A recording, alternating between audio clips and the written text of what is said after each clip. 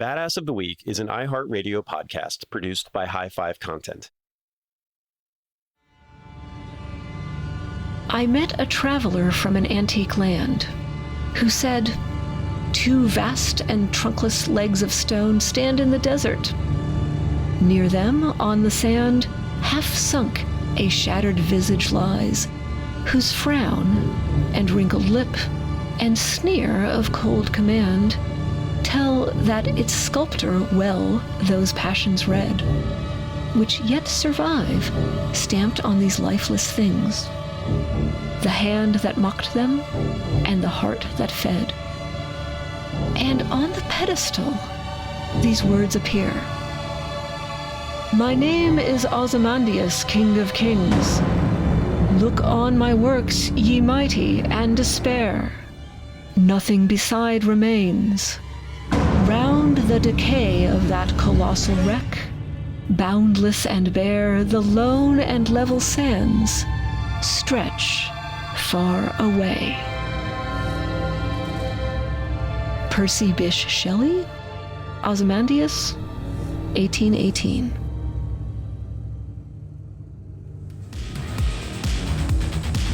Hello, and welcome back to Badass of the Week.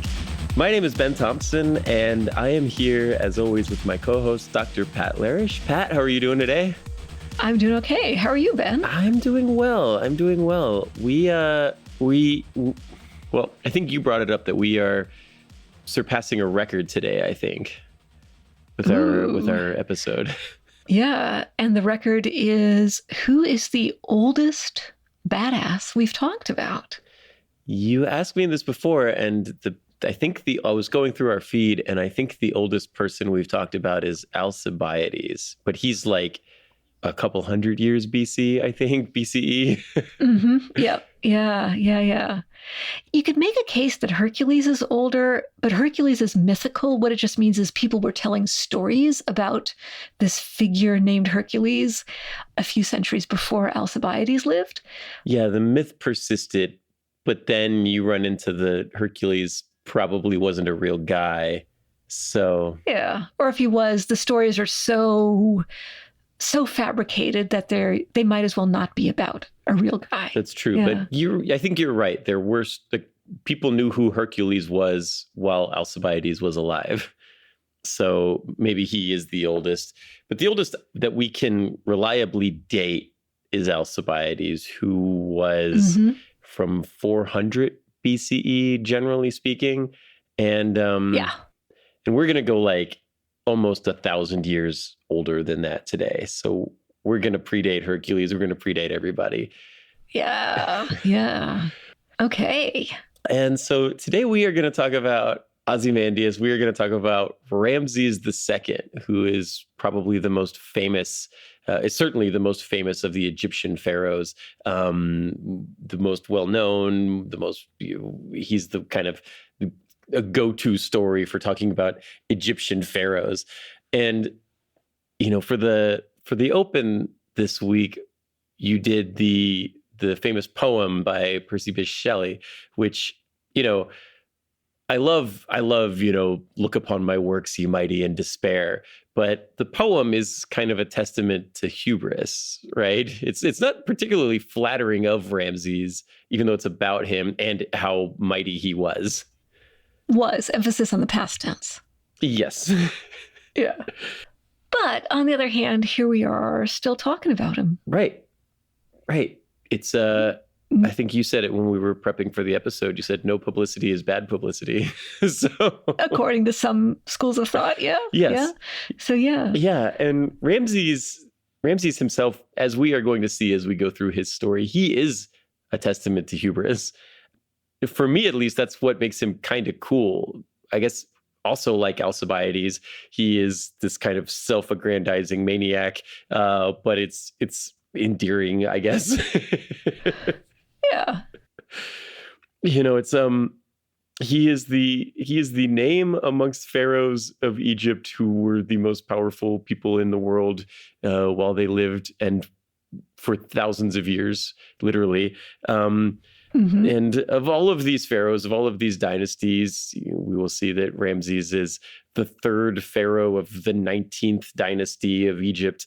But amongst all of these dynasties and all of these rulers and all of these powerful pharaohs, he is the one that kind of stands out throughout history as being the greatest of the pharaohs.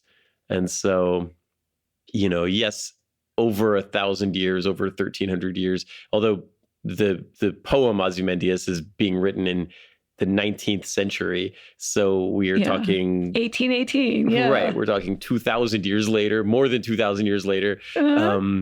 He's still being talked about. And there's still memories of the mighty empire that he once built and the mighty works that he completed. And Ramses II, he's the most famous of the pharaohs, and he is it's going to be a pretty fun story. I'm pretty excited to talk about this one this week. I think not only is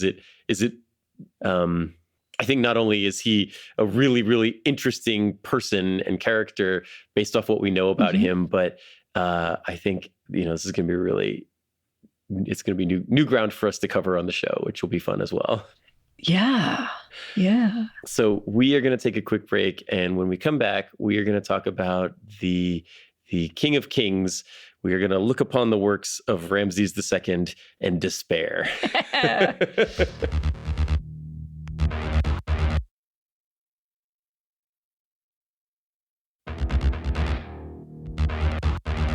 Welcome back to Badass of the Week. We are here talking about Ramses II, who was the mightiest pharaoh in all of ancient Egypt. And here's something cool about him that a lot of people don't realize when they think about Ramses II, is that he was not born royal. You kind of expect Ramses II. It seems pretty likely that his father was a Ramses I and his grandfather was somebody else. It stands to reason that he was born in a palace and only lived in a palace his entire life. But that's not the case for Ramses II. Yeah, especially since so much of ancient Egyptian history is couched in terms of dynasties. Yes, exactly. You're born into a family. And okay, he was born too. Well, you'll tell us, Ben, how he did get where he got. Yeah, so, he is the third king of the 19th dynasty, but he was born before the 19th dynasty began.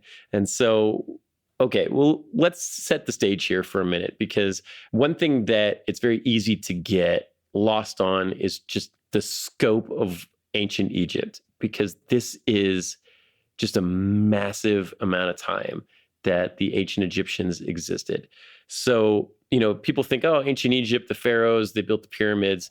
And to be fair, the style of ancient Egyptian art remains pretty constant over time. It does. So it's easy to just sort of lump it all together in your head if you're not sitting down and actually working out all the different dates and dynasties and whatnot. Yeah. Right. And so because they've had a consistent system of writing, a consistent style of architecture and art and all of this, it's very easy to think that, to lump it all together. But ancient Egypt spans hundreds of years, thousands of years. Yeah. And so we are going to place, so where we are right now with Ramses II is 1300 BCE. And okay, so let's just pause for a moment. That's over 3,000 years ago. Yes, it is. I just think that's mind-blowing. Go on. It's amazing, right? And, just the scale of what this civilization was able to accomplish this far. It's 3,300 years ago. And they were able to just it's kind of mind-blowing the scale and the scope of this empire, because there's really not much like it in the world at the time where it exists. So you have some other civilizations coming up. You have some stuff happening in the Fertile Crescent. You have the Assyrians and the Babylonians are up and coming. There's a group of people in Anatolia called the Hittites that are working on an empire. We'll deal with them in a minute. In Greece, you have the Mycenaeans. In India, there's a civilization. The Indo-Aryan Vedic civilization is around. And in China, you have the Shang dynasty, which is kind of the first recognized dynasty. But this is old. Yeah. And honestly, when I'm thinking of the Shang Dynasty when I'm thinking of intricate cauldrons and things that are made of bronze that are not actually weapons. But the Shang Dynasty might be the only thing in the world more advanced than Egypt, but they're never met, and they're not going to meet. Yeah. Okay, so we're in Egypt. We're smelting bronze, and some of the bronze we're using to make armor and pointy objects that you can injure people with. Yes, and there's writing. Like that's another thing that comes along in the Bronze Age is the written word. But still, like when we talk about ancient Egypt, the thing Ramses is in 1300 BC. He is over 1,000 years after the creation of the Great Pyramid. So the Great Pyramid is from 2500 BC. So it was 1,200 years ago that was built. So he's not building the pyramids. Whenever you kind of see him, there's always some pyramid being constructed in the background, and that's not really. I mean, he refurbishes it. He helps like restore it as one of his great works, but he didn't build it. He didn't build any of them. Yeah. So I guess just to put things in context, or like make an analogy with modern day 2024, that's like saying, Ben, if you and I were important people, I mean, you're important, but it's debatable.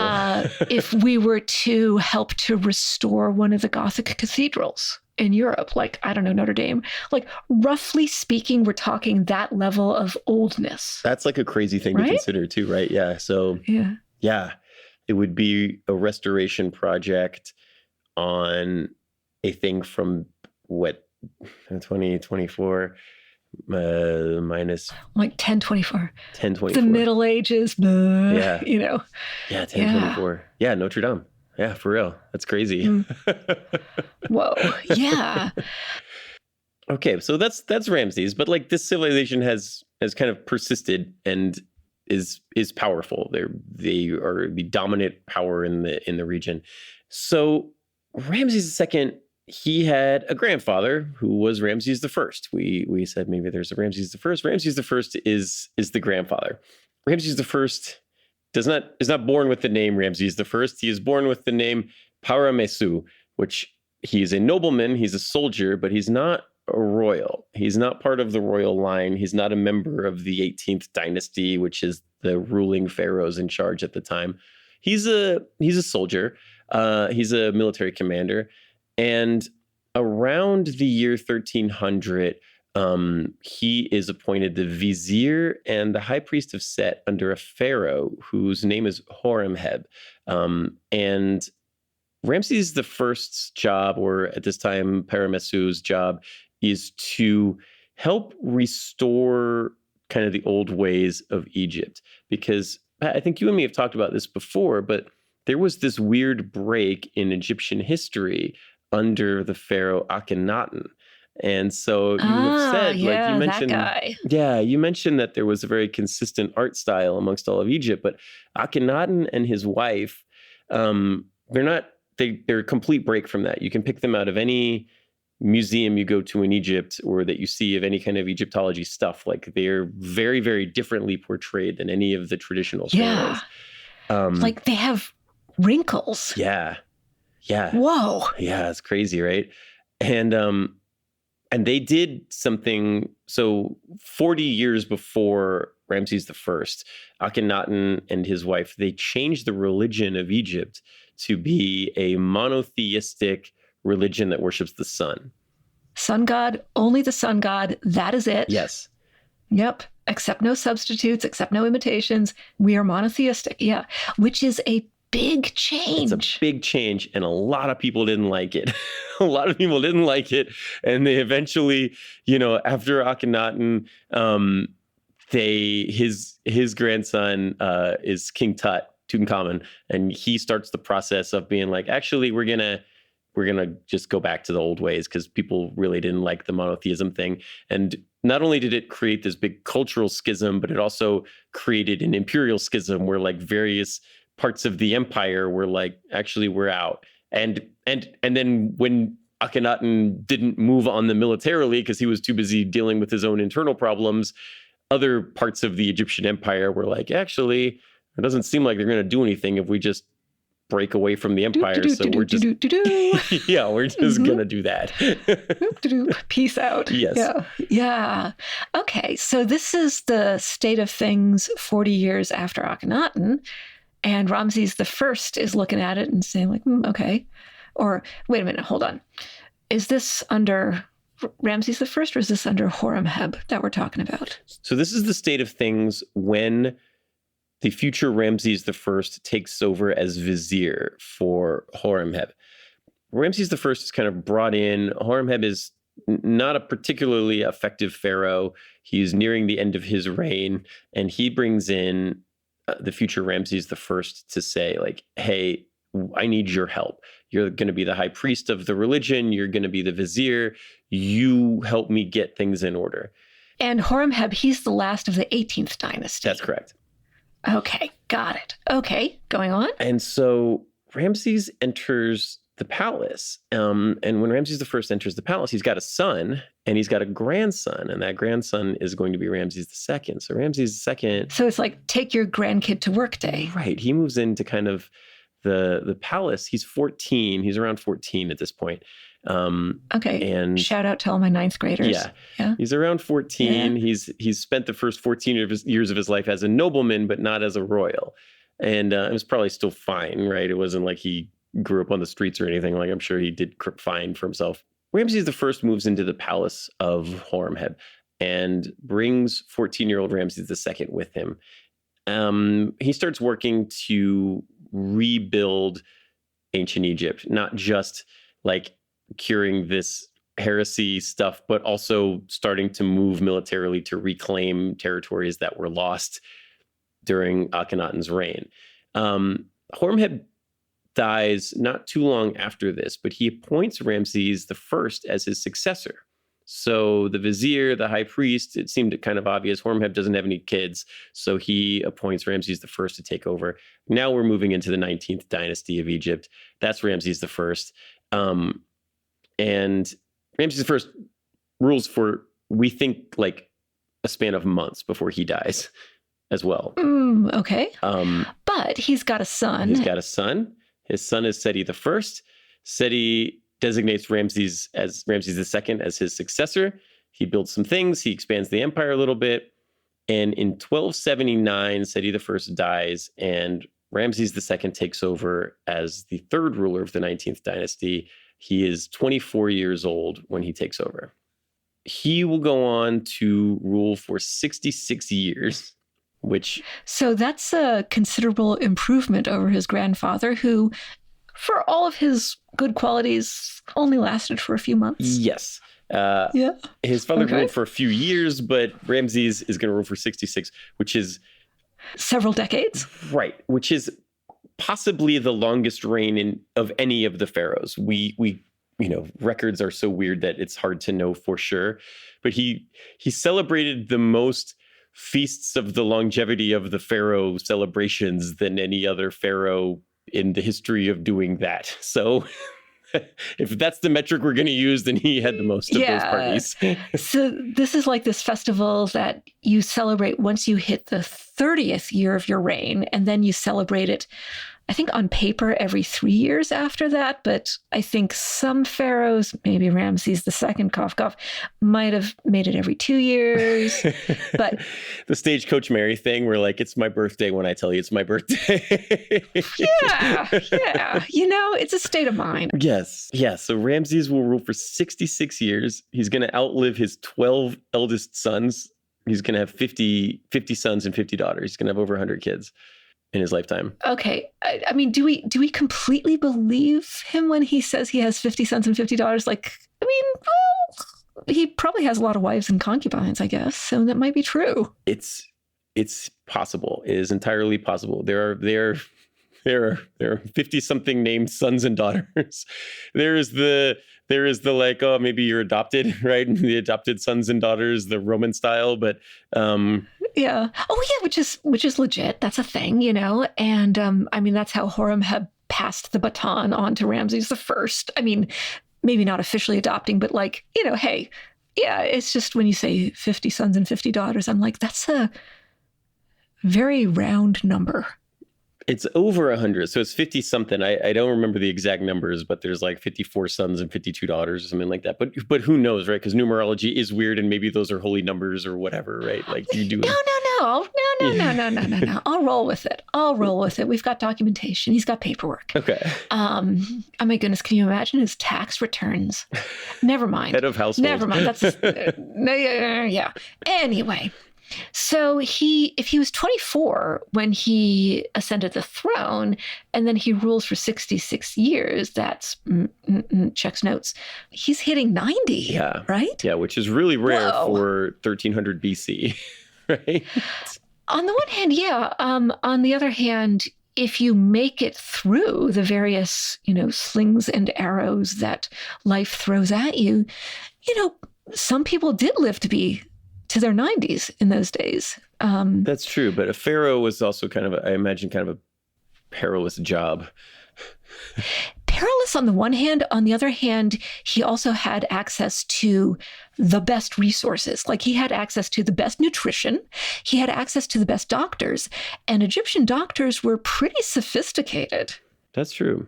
So if anyone is going to live to 90, it's going to be this guy. That's fair. That is really fair. Pharaoh's privilege. Yes, exactly. And yeah, and so he's going to have longevity and stability, and he is going to be the greatest of the Egyptian pharaohs. The story that the story I like to tell about Ramses is that before we could decipher hieroglyphics, he was, if not the only pharaoh we could name, he was one of the only pharaohs that we could name for sure. Yeah, because he was mentioned in sources that we could read because he was so badass. And the name Ozymandias, which is a Greek version or a Greek pronunciation of one of his Egyptian names, and please pardon my pronunciation, Usermaetre, somehow becomes Ozymandias.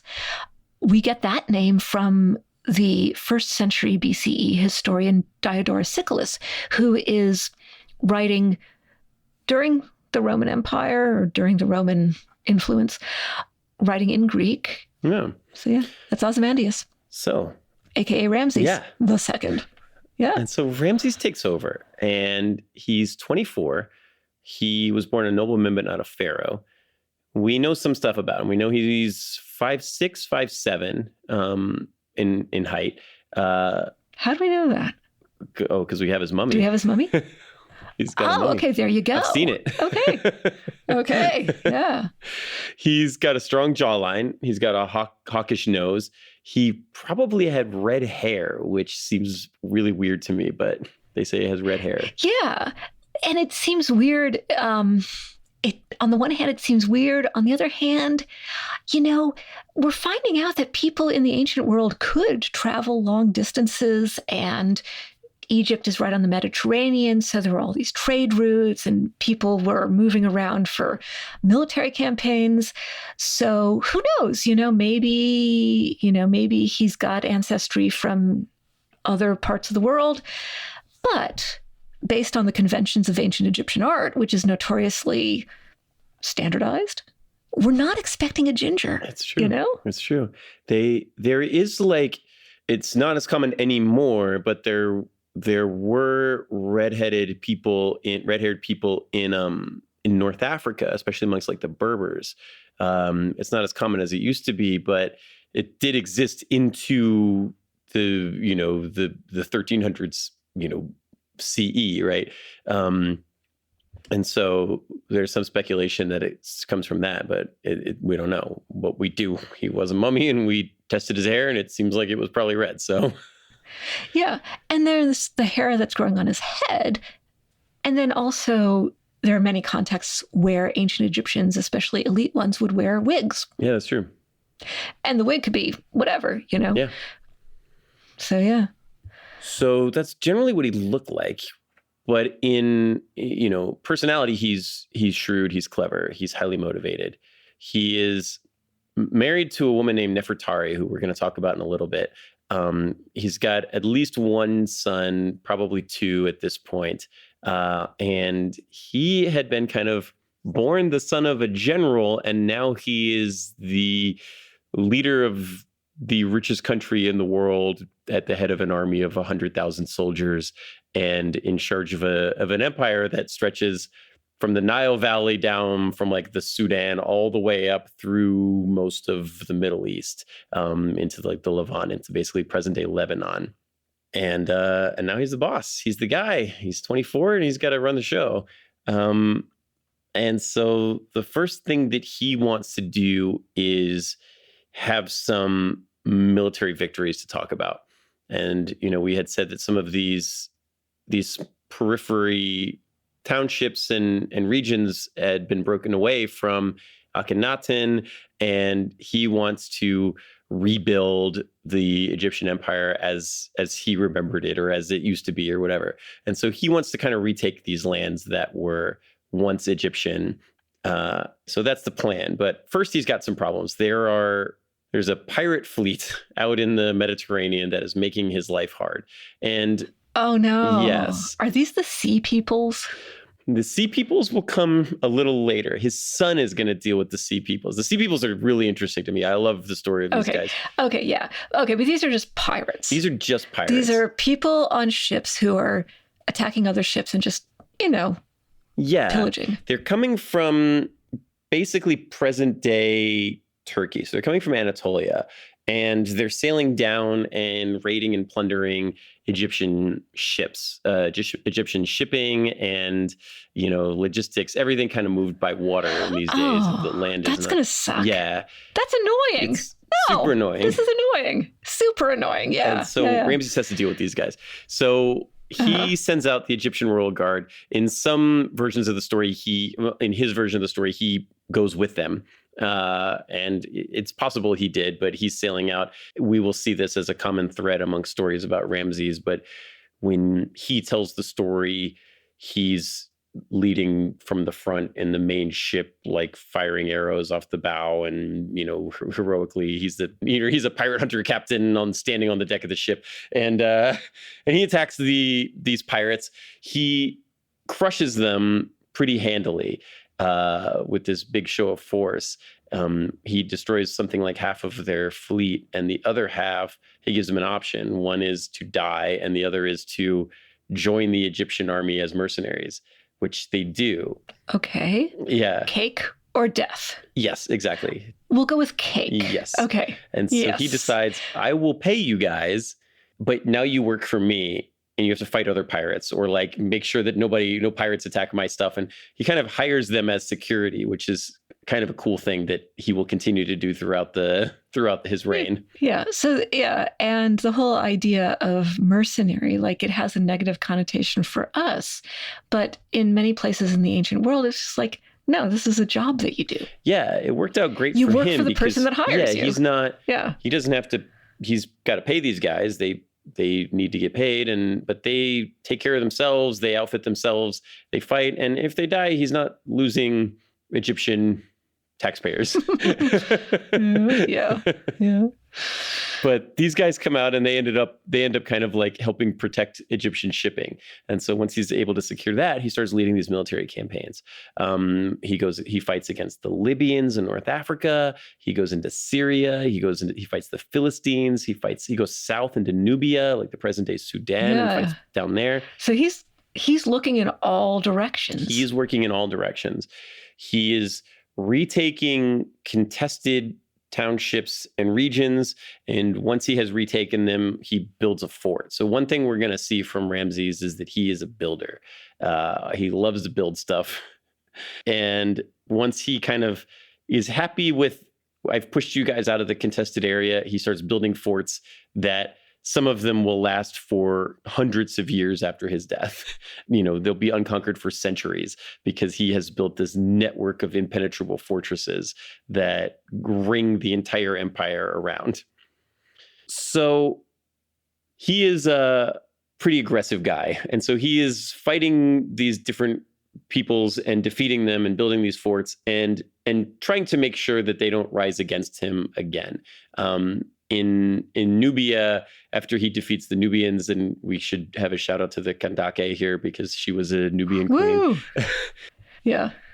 Very different millennium, but right, still. Right. Yeah. Yeah. But yeah, but shout out to the Nubians. yes, Yeah. he defeats them. And they had at some point earlier than this, like actually conquered Egypt at one point. Like they'd moved troops up into the Cairo, basically. And he defeats them and he starts carving statues of himself into mountains facing Nubia, so that if the Nubians decide that they want to, not only does he build forts, but if the Nubians decide they're going to sail down the Nile to Egypt, they're going to have to sail past like 50-foot tall statues of Ramses II, mean mugging them, and they'll have that much time to think about their decisions as to whether this is a good idea. Yep.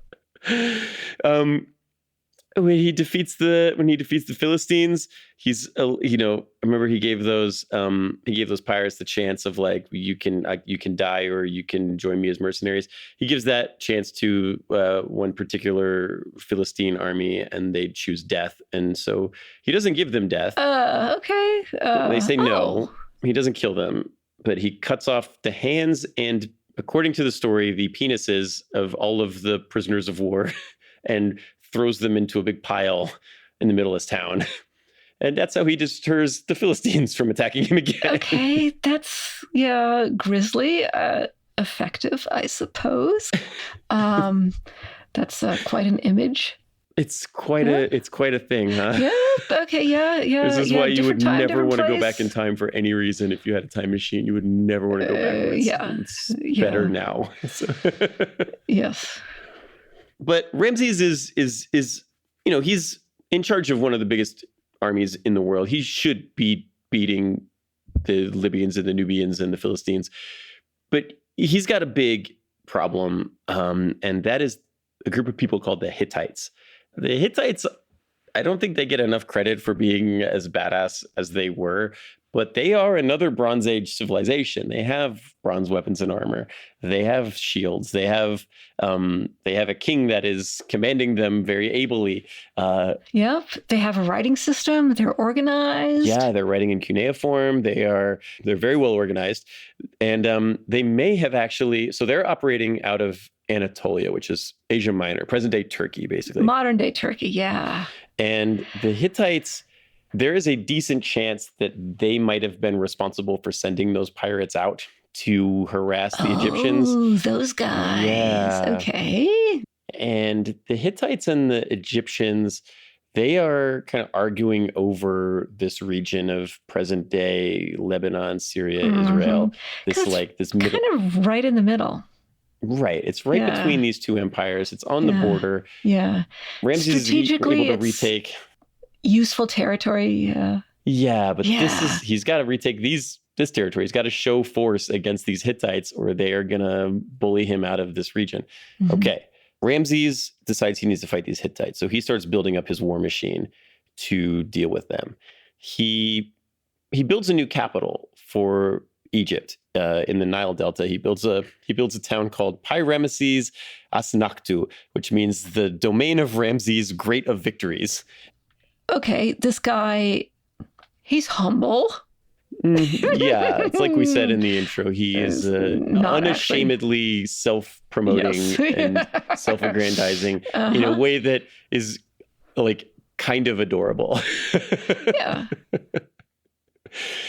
Ramesses II has 50 plus colossi of him personally, each of them somewhere between 20 and 50 feet tall. That's pretty tall. Just statues of him, the domain of Ramses, great of victories, with just every street corner has a giant Ramses staring at you. It's kind of Big Brother in some way. Yeah, and you're like, hey, meet me for lunch by the Ramses statue. Which one? The one holding the snake. Yeah, okay. Which one? Which snake? Yeah. The cobra or the asp? And he starts building factories in this town, and he's building war chariots, weapons, armor. That's going to bolster the local economy.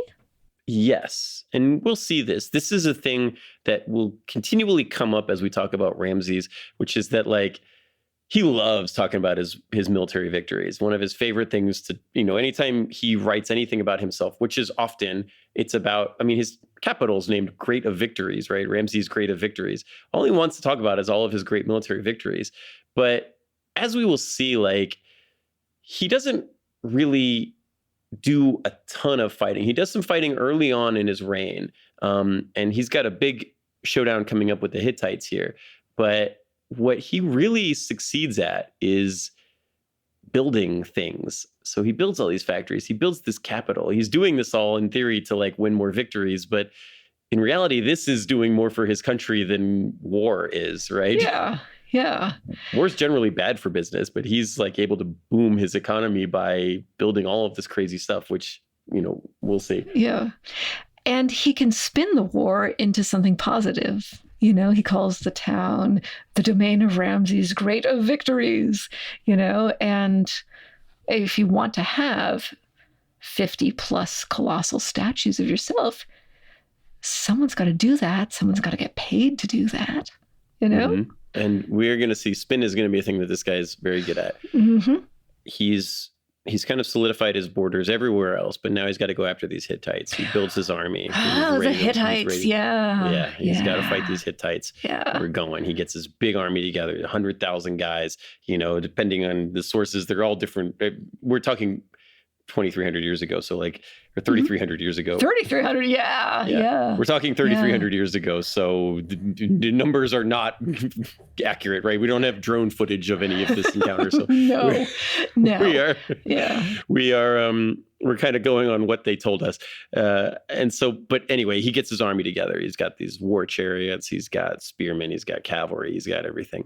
And he marches these armies out and he goes personally with them. He has a war chariot made for the pharaoh with horses, a group of horses that pull it. He's got a bow and arrow. He stylizes himself as this great hunter who was, could shoot, tigers and wild animals and is great in battle. So he rides out there with his army and a couple of his sons go with him. They're going to be military commanders for him. And they have this showdown with the Hittites. Okay. We are at the Battle of Kadesh. It is, the border of Syria and Lebanon. And I will let Ramses describe the events of the battle in his own words. He says, quote, "Everything I attempted, I succeeded. I found the enemy chariots scattering before my horses. Not one of them could fight me. Their hearts quaked with fear when they saw me, and their arms went limp so that they could not shoot. They did not have the heart to hold their spears. They fell on their faces, one on top of the other. I slaughtered them at my will."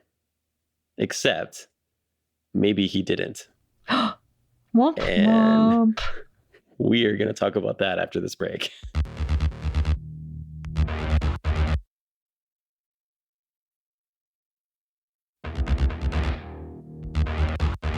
So we are at the Battle of Kadesh. Kadesh is important and it comes up a lot.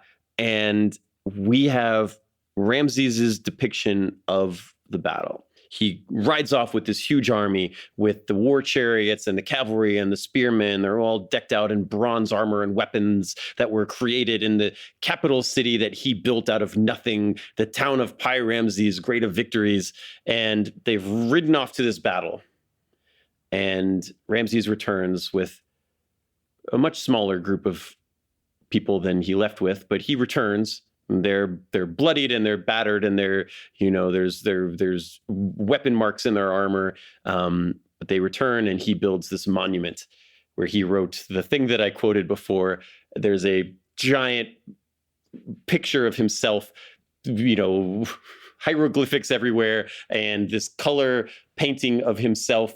The version of him in the painting stands 12 feet tall. He's riding on a war chariot. He's got a bow and arrow, and the war chariot is literally just riding over tiny people. So the picture is amazing. I love it. In the picture, it depicts him as being as tall as those colossi in town. He's 50 feet tall, riding an appropriately sized chariot, and just riding that over these. There's just piles of dead Hittites everywhere.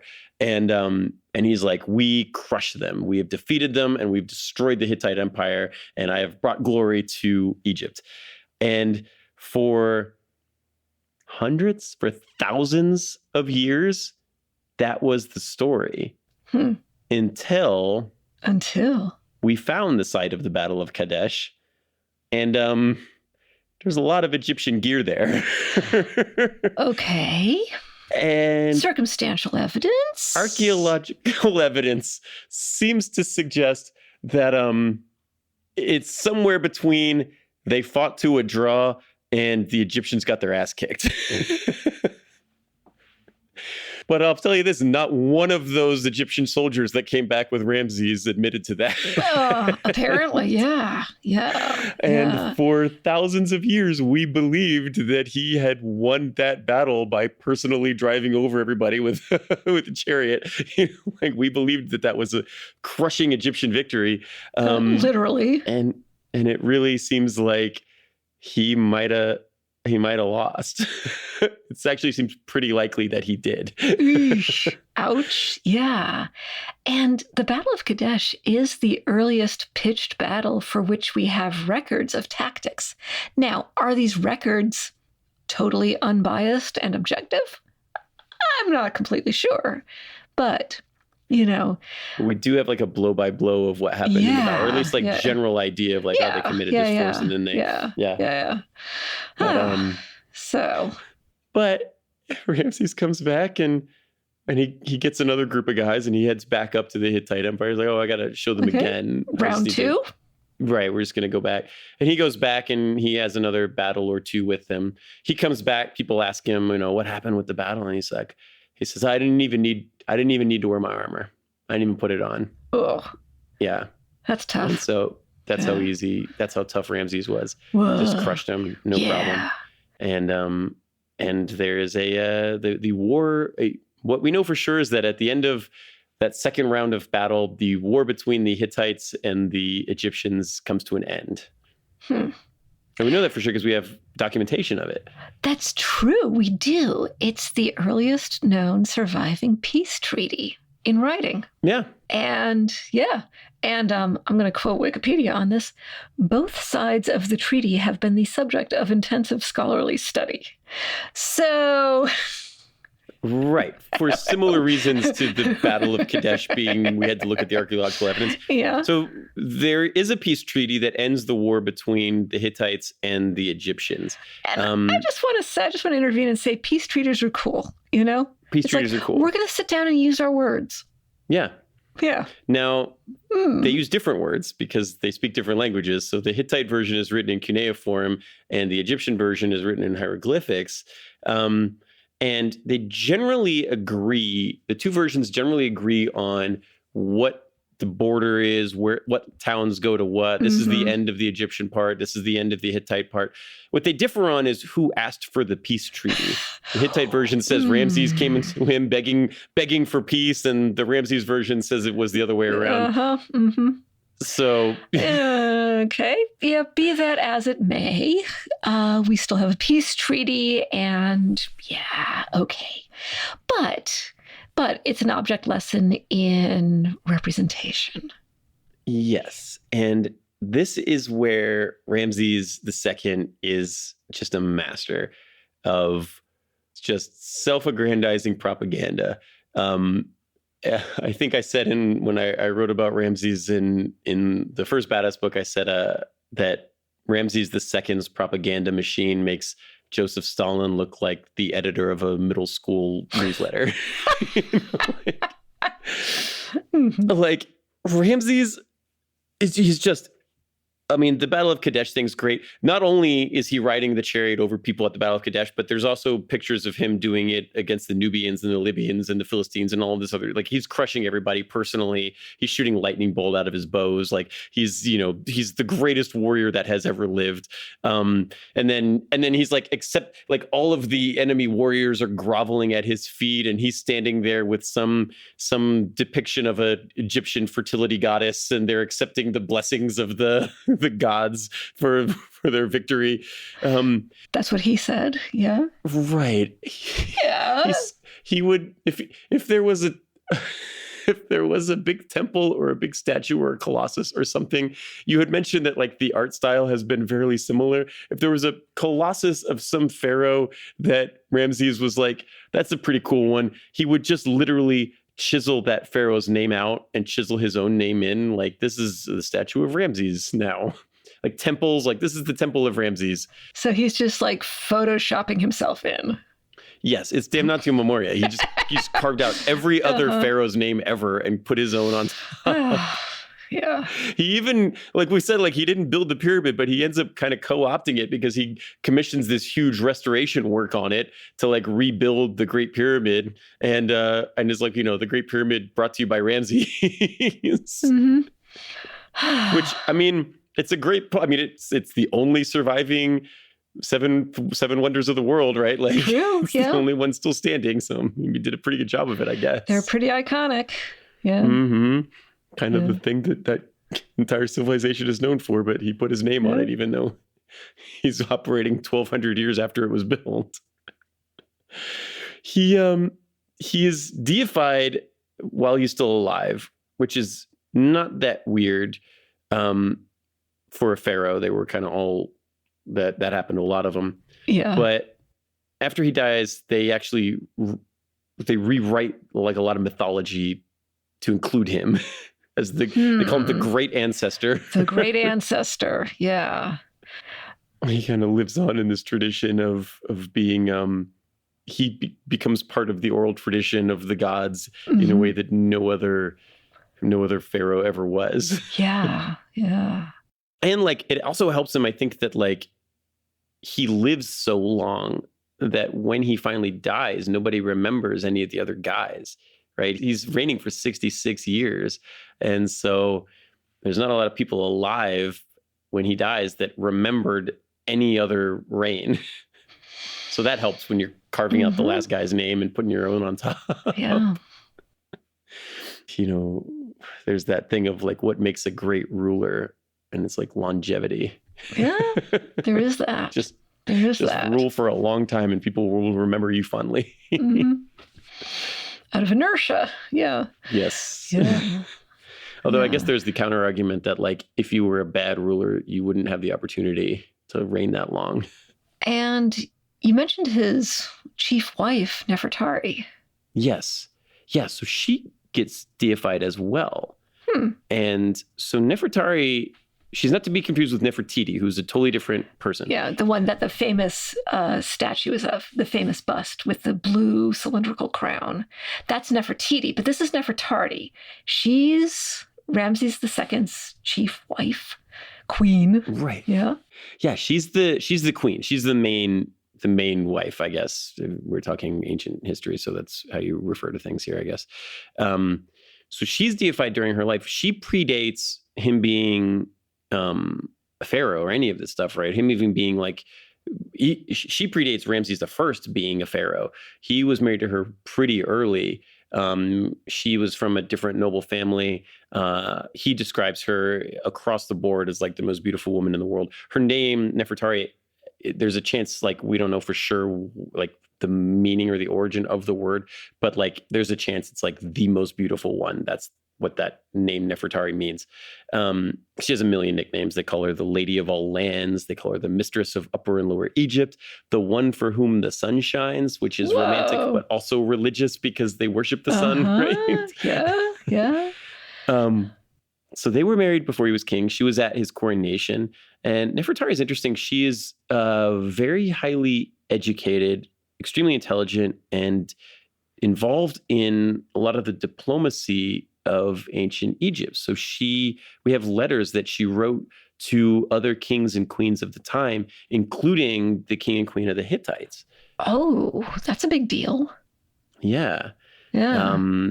She was like sending gifts to them after the peace treaty had ended, and writes letters to them and continues to write letters to them, probably to help maintain the peace, which is smart. As like you said, peace treaties are good, and you don't want to fight these Hittites again because they might have kicked your ass, right? And so she could read and write hieroglyphics, which was rare for anybody, let alone, like, there was a whole scholarly It's a complicated system. It takes years of training. So yeah, you have to have a special class of people. Yeah. There was a whole scribe class that did this. But she learned to do it, and we have things that she wrote in hieroglyphics.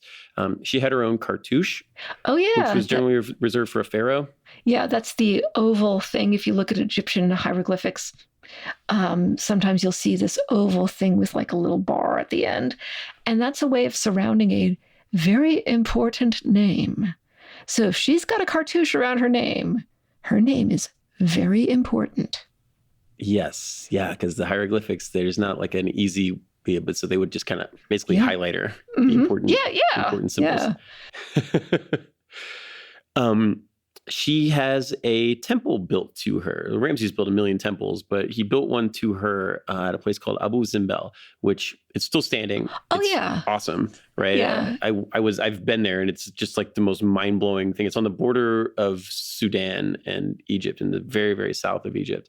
And so, like, symbolically, it's a way to establish his presence on the border. Right. It's one of those colossi I was talking about that kind of ward off the Nubians from trying to sail down the Nile.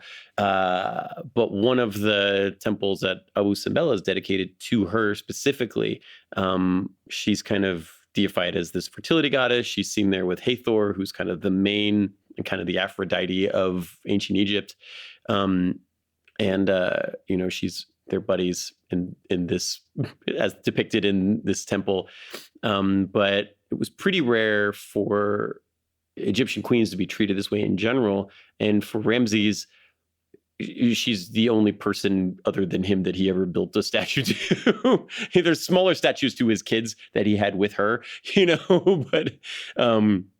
but this is it's not common. And Abu Simbel is one of the best examples we have, like one of the most intact temples that exist, and it's really, really, it was amazing to get to see it.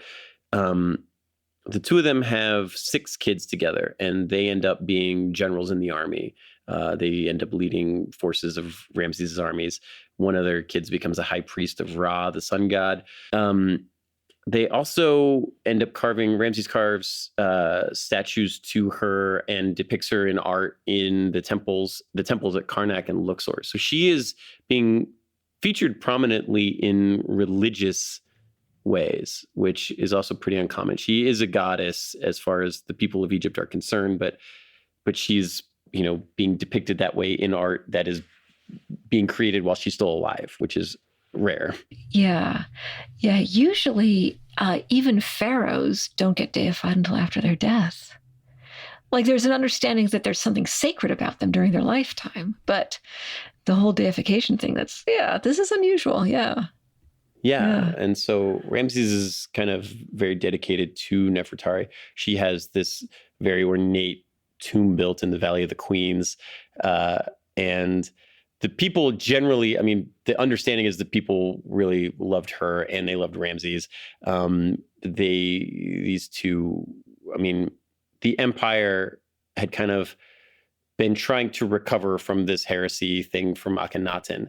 And by the time Ramses, is finished after his 66-year reign, the empire stretches from Libya in the west to Lebanon in the north to the Sudan in the south, all along the coast of the Mediterranean. It's the richest, it's the most powerful empire in the region or in the world. There's been these huge buildings and public works built, irrigation, temples, and the pyramids restored. He's kind of rebuilt this empire up into an empire that's going to last until Cleopatra, right? Like, it's going to last for another 1,300 years. Yeah. He's kind of the midpoint of ancient Egyptian history. If you go with like the pyramids being Old Kingdom, 2,500 BC, and like the ancient Egypt lasts until like basically Augustus. Yeah. And he kind of is able to restore this to what it needed to be and builds these works. And he eventually dies in 1213 at the age of 90 something, after a 66-year reign. His 13th son succeeds him because his 12 oldest sons died before he did. He is buried in the Valley of the Kings, but there is a funerary temple built for him across the Nile from the big temple complex at Luxor, which is like the main center of the religious world for ancient Egypt. But he built this humongous complex right across the river called the Ramesseum, which he said would be a temple. Yeah. Of course, it's on brand. Yeah. He called it the Temple of a Million Years because it would never end. Okay, well, we've made a dent in that. We've made a dent in that. Yeah, it's in pretty rough shape right now, so it didn't last the full million, but it lasted like 1,000. It lasted a few thousand. Yeah. His tomb was looted like during the reign of Ramses III. So not long after Ramses II, Ramses III, Ramses II's tomb's looted. We don't know what was in there. It's not in great shape these days. We do have his mummy. He was mummified because he's a pharaoh, and I just feel like being mummified is just extra badass bonus points. Like if that's what happens to you after you die. He is mummified, and now you can go visit him at a museum in Cairo. You can go and say hi. Like share me. Oh yeah. Share me and Sergeant Stubby and Ramses II. Yeah, mummified pharaoh. Yeah. So the Temple of a Million Years. It's okay, maybe there's a little bit of crumbling going on, but it's still it exists, and we're 3,300 years after his death. We're still talking about him. Yeah. He's still relevant. Yeah. He's a figure in pop culture. And, if you go back to the 80s, I mean the 1980s CE, last century, I mean, we're talking about ancient Egypt, so I have to specify, you've got Norman Mailer writing the novel Ancient Evenings, and the framing narrative takes place during the reign of Ramses IX. And I mean, why do we have a Ramses IX? Because, people decided that was a cool name to have, honestly. Yeah, people loved it. There was like 12 of them. It was there's more Ramseses than any other reign name for pharaohs. And like he wasn't the first, but the first lasted like 6 months in office. And so he's kind of the main one. So, and this novel, it takes place during the reign of Ramses IX, but the way it's written, there's a lot of looking back to the reign of Ramses II and the Battle of Kadesh. And okay, there's like reincarnation and telepathy involved. Okay, cool. And you just roll with it, And that was 1983. Yeah, there's actually a book series from the 90s called Ramses the Son of Light. There's like 5 books in this series. It's by a French guy named Christian Jacques. And I'd never heard of it before, but when I started coming to Brazil, like apparently it was huge in Brazil. It's called Ramses o Filho de Luz. And it's a 5-book series it's a historical fiction on the life of Ramses the Great, but there's like wizards and like a love story. There's all kinds of, it kind of goes, it's entertaining. Christian Jacques is an Egyptologist, so he knows what he's talking about, but like, it's fiction. But apparently it was huge here because like everybody that I have met in Brazil has read that series and thinks it's cool. I guess if we're going to talk, like, should we say that Ramses II might have been the pharaoh from the book of Exodus? Like Moses? Maybe. Yeah. We should mention that. Yeah. At least Yul Brynner portrays him as such in the cinematic version.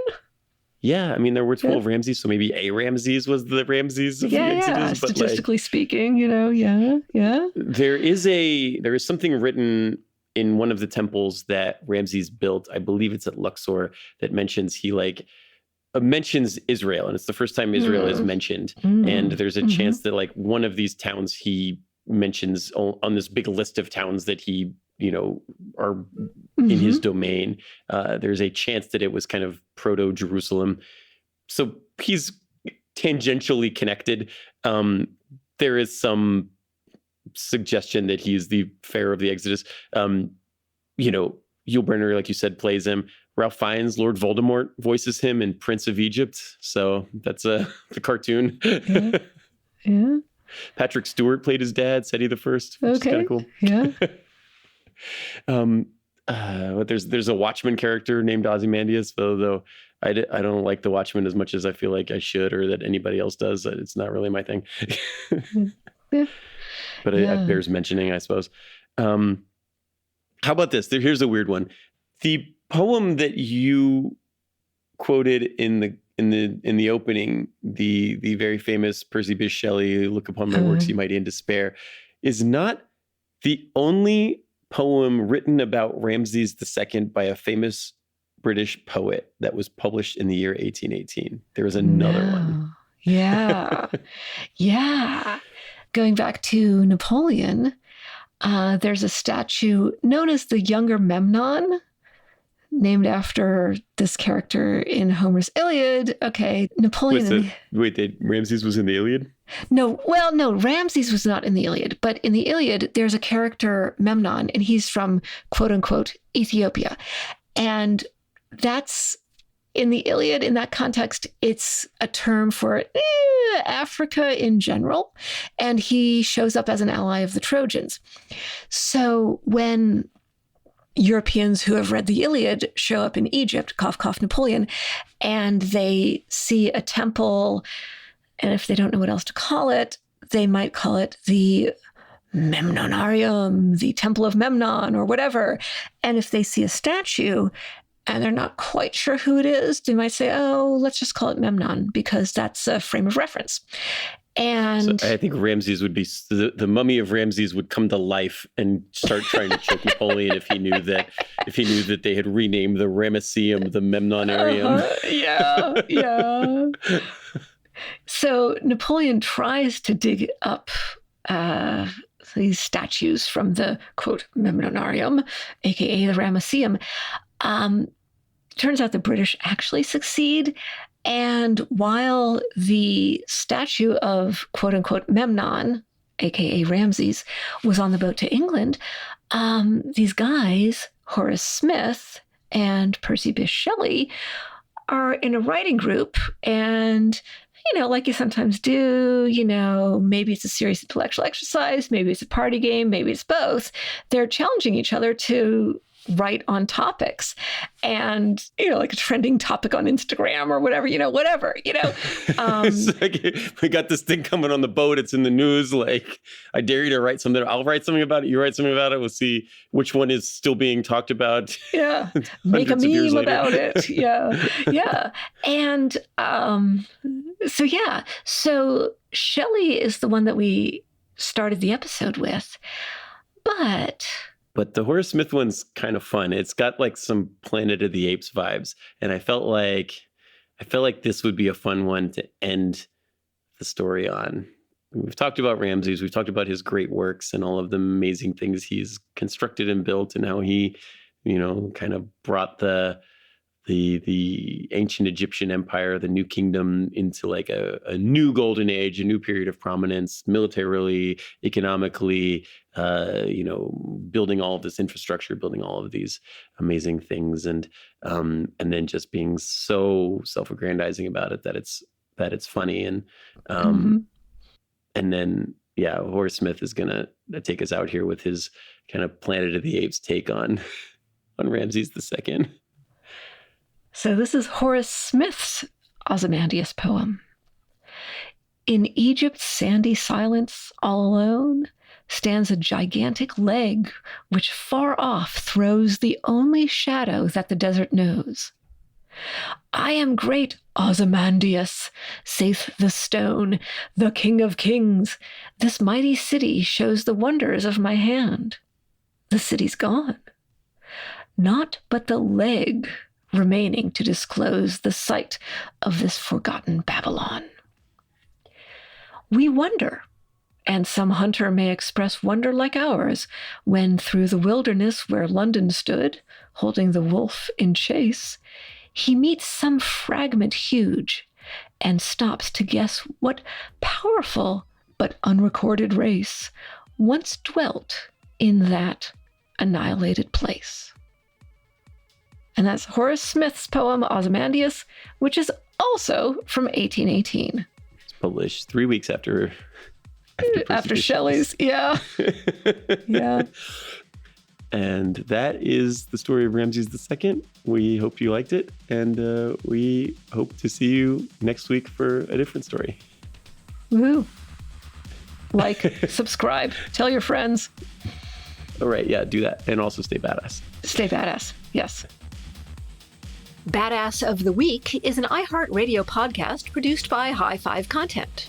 Executive producers are Andrew Jacobs, me, Pat Larish, and my co-host, Ben Thompson. Writing is by me and Ben. Story editing is by Ian Jacobs, Brandon Phibbs. Mixing and music and sound design is by Jude Brewer. Special thanks to Noel Brown at iHeart. Badass of the Week is based on the website badassoftheweek.com, where you can read all sorts of stories about other badasses. If you want to reach out with questions, ideas, you can email us at badasspodcast@badassoftheweek.com. If you like the podcast, subscribe, follow, listen, and tell your friends and your enemies if you want, as we'll be back next week with another one. For more podcasts from iHeartRadio, visit the iHeartRadio app, Apple Podcasts, or wherever you get your podcasts.